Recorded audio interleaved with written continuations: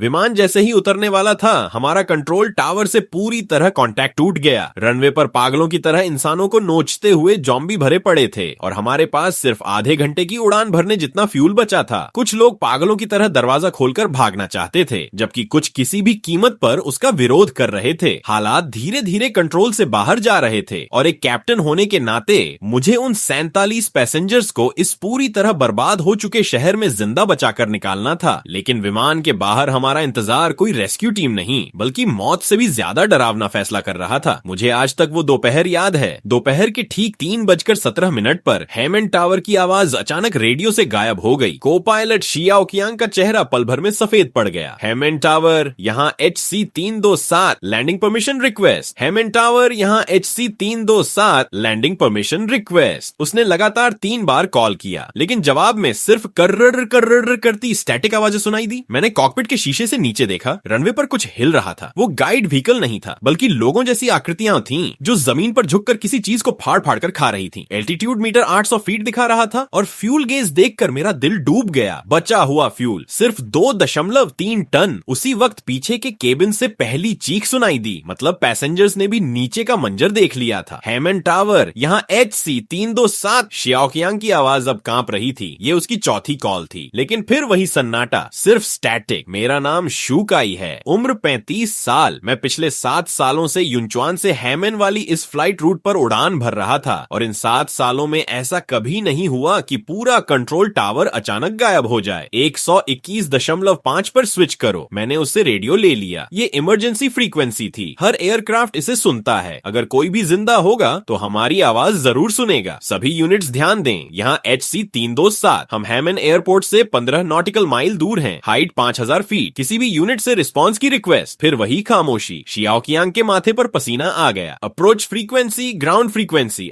सब ट्राई कर लिया। मैंने इंस्ट्रूमेंट्स की तरफ देखा, सब नॉर्मल था। सिर्फ रेडियो नहीं, कुछ और भी गलत था। उधर देखो। शियाओ कियांग ने राइट साइड की तरफ इशारा किया। पतले बादलों के नीचे हेमन सिटी धीरे धीरे सामने आ रही थी। दोपहर के 3:30 बजे 2 मिलियन पॉपुलेशन वाले इस शहर की सड़कों पर लगभग कोई गाड़ी नहीं चल रही थी। 3000 फीट की हाइट से रनवे साफ दिख रहा था। रनवे 25, वही रनवे जहां मैं आंखें बंद करके भी लैंडिंग कर सकता था। लेकिन गाइड व्हीकल गलत जगह पर खड़ा था। वो टैक्सीवे के बीच टेढ़ा पड़ा था। वो क्या है? शियाओ कियांग की आवाज बदल गई। रनवे पर लोग हैं। नहीं, वो नॉर्मल लोग नहीं हैं। उनकी मूवमेंट्स, उनका पोस्चर, सब गलत है। वो किसी चीज को फाड़ रहे हैं। Altitude 1500 feet. केबिन के अंदर अफरा तफरी मच गई। विंडो सीट वाले पैसेंजर्स सब देख चुके थे। मैंने अनाउंसमेंट बटन दबाया और अपनी आवाज को नॉर्मल रखने की कोशिश की। डियर पैसेंजर्स, मैं आपका कैप्टन बोल रहा हूँ। ग्राउंड कम्युनिकेशन में टेम्पररी प्रॉब्लम के कारण हम स्टैंडर्ड प्रोसीजर के अकॉर्डिंग लैंडिंग करेंगे। कृपया सीट बेल्ट बांध कर रखें। शियाओ कियांग ने मेरी तरफ देखा। सच में लैंड करने वाले हो? फ्यूल गेज देखो। मैंने उसकी तरफ इशारा किया। 2.3 टन, ज्यादा से ज्यादा 40 मिनट। सबसे नजदीक अल्टरनेट एयरपोर्ट किंगशान है और वहां पहुंचने में 35 मिनट लगेंगे। अगर किंगशान भी अनसेफ हुआ तो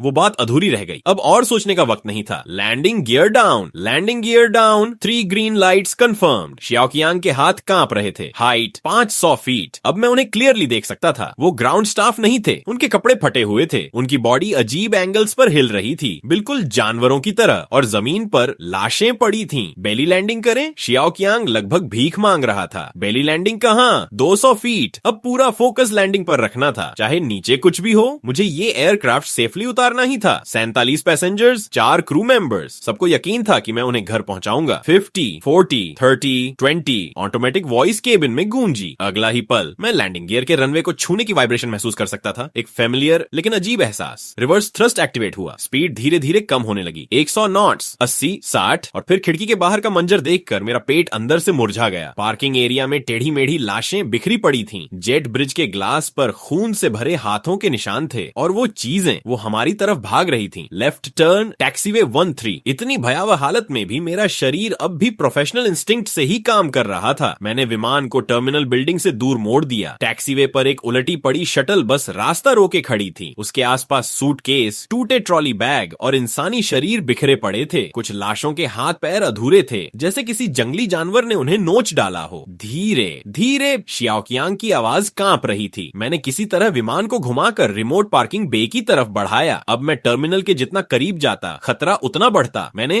जैसे ही इंजन बंद हुआ, पूरी दुनिया अचानक खामोश हो गई। ना कोई ग्राउंड स्टाफ, ना कोई गाइड लाइट, ना किसी इंसान की आवाज, सिर्फ दूर से आती हुई अजीब कराहें और कहीं कहीं लोहे पर टकराने जैसी डरावनी आवाजें। मैंने गहरी सांस ली और केबिन अनाउंसमेंट ऑन किया। सभी पैसेंजर्स ध्यान दें, मैं कैप्टन शुकाई बोल रहा हूं। ग्राउंड पर कुछ असामान्य स्थिति पैदा हो गई है। फिलहाल सभी लोग अपनी सीट पर बैठे रहें। कोई भी विमान से बाहर जाने की कोशिश ना करे। क्रू आपको आगे की जानकारी देगा। अनाउंसमेंट खत्म होते ही मैंने शियाओ कियांग की तरफ देखा। उसका चेहरा पूरी तरह सफेद पड़ चुका था। वो आखिर चीजें क्या हैं? उसने कांपती आवाज में पूछा। मैंने जवाब नहीं दिया, लेकिन हम दोनों सच जानते थे। फिल्मों में हजारों बार देखे गए जॉम्बी अब हमारे विमान के बाहर घूम रहे थे। उसी वक्त केबिन चीफ शियाओ शुए कॉकपिट में आई। वो सिर्फ 28 साल की थी, लेकिन पूरी क्रू में सबसे शांत वही रहती थी। आज उसकी आंखों में भी डर साफ दिखाई दे रहा था। कैप्टन, पैसेंजर्स पैनिक कर रहे हैं। कुछ लोगों ने बाहर सब देख लिया है। उन्हें शांत रखो, मैंने कहा। कहो कि विमान सुरक्षित है। क्या सच बता दूं? मैं कुछ सेकंड चुप रहा। नहीं, अब भी नहीं।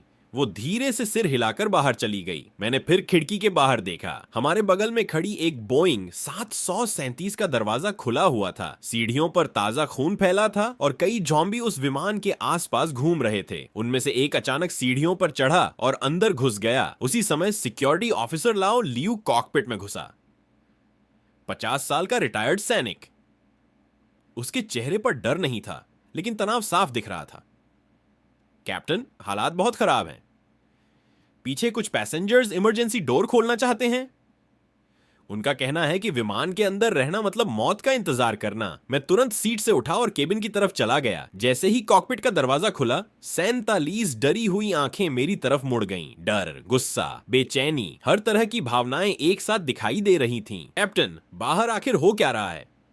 15A सीट पर बैठा एक मोटा बिजनेसमैन अचानक खड़ा हो गया, महंगा सूट पहने हुए, चेहरे पर पसीना और आंखों में डर। उसने खिड़की की तरफ उंगली उठाई। वो देखो। सभी लोगों की नजरें बाहर चली गईं। एक ज़ॉम्बी दूसरे विमान के विंग पर चढ़कर किसी लाश को फाड़ रहा था। उसका पूरा चेहरा खून से लथपथ था। पीछे बैठी एक औरत जोर जोर से रोने लगी। हमें यहाँ से निकलना होगा। हम तुरंत उड़ान क्यों नहीं भर रहे? यहाँ रहना पागलपन है। केबिन का माहौल तेजी से बिगड़ रहा था। मैंने गहरी सांस ली। अब सच छुपाना बेकार था। हमारे पास सिर्फ 2.3 टन फ्यूल बचा है। पूरा केबिन एकदम शांत हो गया। एक आदमी धीरे से बोला, मतलब हम सिर्फ 40 मिनट और उड़ सकते हैं। अब लोगों के चेहरों पर असली डर दिखाई देने लगा। तो अब क्या करेंगे? मैंने खिड़की के बाहर इशारा किया। पार्किंग बे नंबर 4 पर एक फ्यूल ट्रक खड़ा है। अगर हम वहां तक पहुंच जाएं तो शायद निकल सकते हैं। लेकिन मैं कुछ सेकंड रुका। वहां तक पहुंचने के लिए हमें उन चीजों के बीच से गुजरना होगा। ये सुनते ही पूरे केबिन में सन्नाटा फैल गया। अब सब समझ चुके थे, हम किसी एयरपोर्ट में फंसे नहीं थे। हम ज़ॉम्बी एपोकैलिप्स के बीच जिंदा रहने की कोशिश कर रहे थे। तभी पीछे की सीट से एक कॉलेज स्टूडेंट जैसा लड़का बोला, क्या वो सच में ज़ॉम्बी हैं? किसी ने जवाब नहीं दिया, लेकिन अब किसी को जवाब की जरूरत भी नहीं थी। तभी शियाओ शुए तेजी से मेरी तरफ आई। कैप्टन, मैं CARS सिस्टम पर एक मैसेज आया है। मैं तुरंत वापस कॉकपिट में गया। शियाओ कियांग स्क्रीन की तरफ इशारा कर रहा था। मैसेज बहुत छोटा था। Chingyu island established safe zone, maintain radio silence, await rescue. मैंने कोऑर्डिनेट्स पढ़े और तुरंत कैलकुलेशन की। मेरा दिल फिर डूब गया। कम से कम 3.5 टन फ्यूल चाहिए, शियाओ कियांग ने धीरे से कहा, और हमारे पास सिर्फ 2.3 है। कुछ सेकंड तक कॉकपिट में पूरी खामोशी छाई रही। बाहर सूरज धीरे धीरे डूब रहा था।